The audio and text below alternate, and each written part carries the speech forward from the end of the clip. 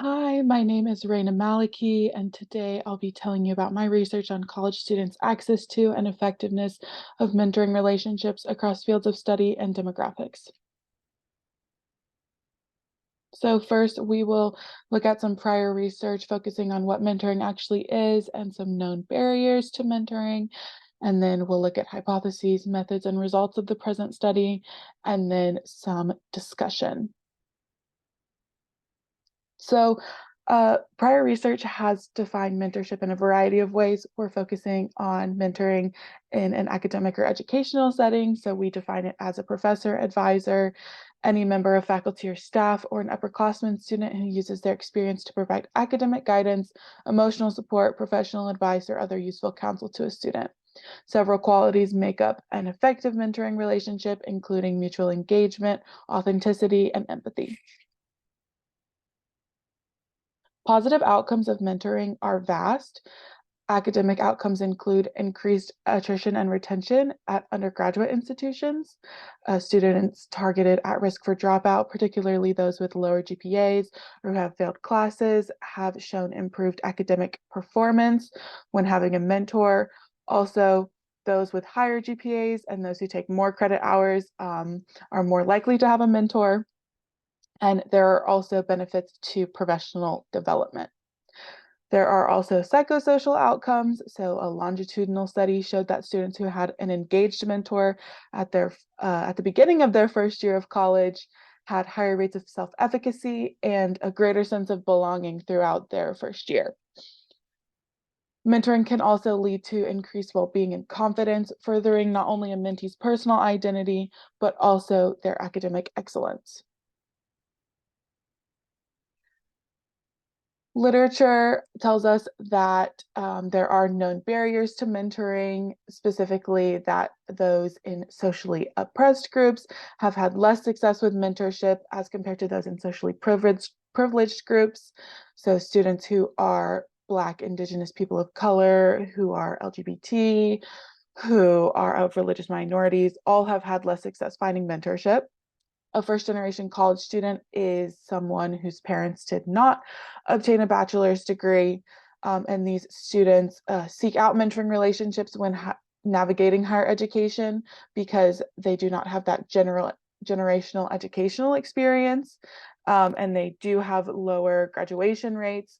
So mentorship is an essential protective factor for first generation college students. Science, technology, engineering, and math students also have low rates of attrition. A study focused on the prevalence of mentoring in undergraduate institutions showed that while 60% of marginalized students in STEM had mentors, less than 18% of those mentors were university faculty or staff. The purpose of the present study is to examine how mentorship differs among college students with varying majors and identities. I have multiple hypotheses that I wish to evaluate, so I'm going to first explain my two outcome variables and then split up my hypotheses according to those. So we define access to mentoring as a mentee's ability to find and maintain mentoring relationships. An example of how we might measure this is asking students how much they agree with a statement like there are people in the community from whom I would seek mentoring. And then the other outcome variable is effectiveness of mentoring. So that's the extent a mentoring relationship is perceived to be successful by the mentee. An example item for this would be my mentor was supportive and encouraging. So this is a model of showing the relationships that we are looking to evaluate. It is proposed that all of these independent variables will differ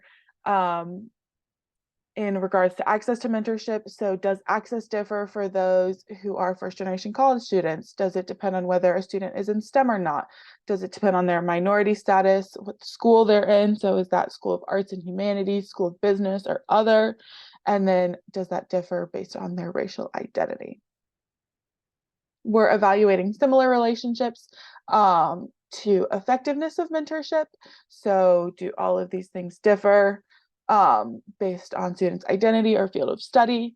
And then also we have an added hypothesis that mentor type will cause effectiveness of mentorship to differ. The present study consisted of 98 current undergraduate students at Meredith College who took a survey consisting of demographic questions and a mentoring relationship evaluation adapted from the mentoring effectiveness scale, which was chosen as it is general enough to apply to both psychosocial mentoring and academic mentoring.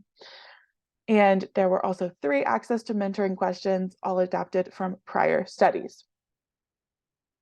The data was collected using Google surveys from November of 2022 to January of 2023.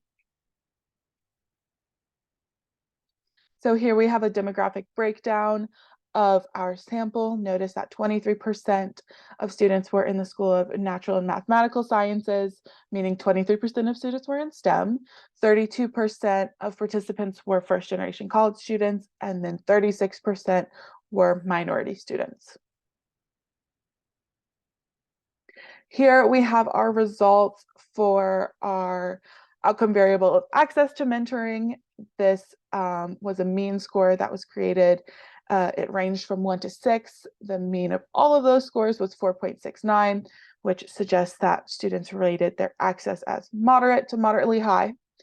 The top table outlines independent samples t-test results for our dichotomous independent variables, and the bottom table outlines ANOVA results for our categorical variables with more than 2 groups. The only significant relationship found here was that minority students reported significantly less access to mentorship than non-minority students, with an effect size of 0.543 as measured by Cohen's d, which means this demonstrated a moderate effect. We have similar outline of results for our hypotheses on effectiveness of mentoring. These scores also ranged from 1 to 6 with a mean of 5.37, suggesting that students rated the effectiveness of their existing mentoring relationships, if they had them, as extremely high. The top table has our independent samples t-test results. The bottom table has our ANOVA results. And the only significant result here was that students in the School of Business reported a significantly higher level of mentoring effectiveness as compared to students in arts and humanities and natural and mathematical sciences. Please note that all of the means for these different groups were very high, all above a 5 with a maximum of 6, and the effect size as measured by eta squared was 0.115, which is pretty low. It can be concluded that students generally have high levels of perceived access to and effectiveness of mentoring relationships. While these results are conflicting to prior research, this is a really good thing. This means we are looking and working to close the gaps in the educational experience here at Meredith through fostering those really important relationships and building our community. It is imperative that we continue to work to determine and eliminate disparities for minority students on campus, as it was shown that minority students have had less access to finding these kinds of relationships that do serve as protective factors. Some limitations should be addressed. So there was some sampling bias. We used convenient sampling, which meant that 50% of our students did come from health, education, and human services. And so our demographics for field of study were not necessarily representative. And we did have some instrumentation issues. So students who reported they did not have a mentor at all proceeded to answer questions about the effectiveness of that mentor. So they had to be excluded from some analyses. Future research should focus on the prevalence and effectiveness of minority students seeking out minority faculty as mentors. And also, it would be cool to conduct a qualitative study on what exactly makes these super effective mentoring relationships so effective here at Meredith.